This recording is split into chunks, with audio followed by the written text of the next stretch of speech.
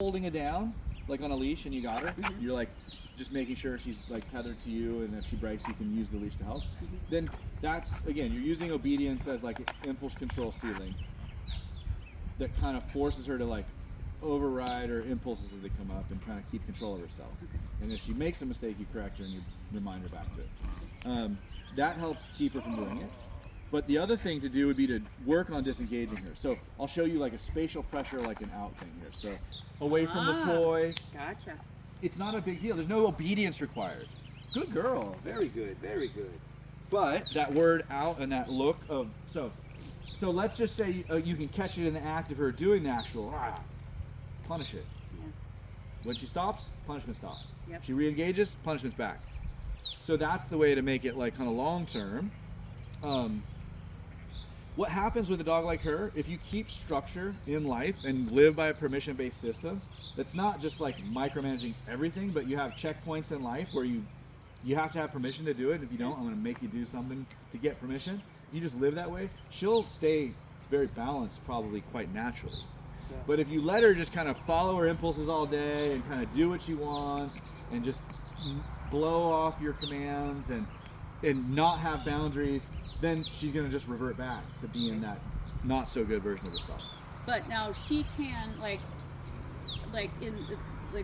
my routine used to be to get up in the morning and I'd open the door and she'd come out and she'd be able to play outside.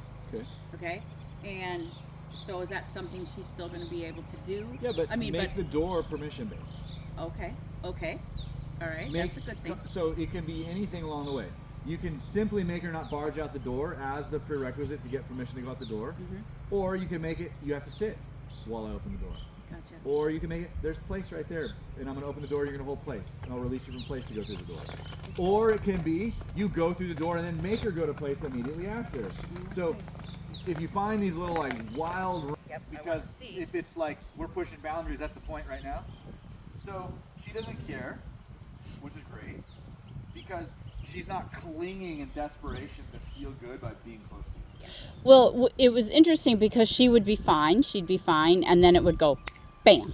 So it'd probably be building where maybe she wasn't quite fine, but you can't quite see the discomfort growing.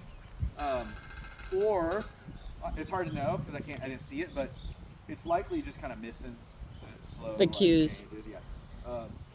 So one way, I mean, this is great where she's at your feet, right? But if you want to have her come up, it should be permission-based. Right, got it. So that would be if you just say yes and tap next to you. Yeah. Say her name, say yes, and tap on the thing next to you. See if she hops up. Jasmine. There we go.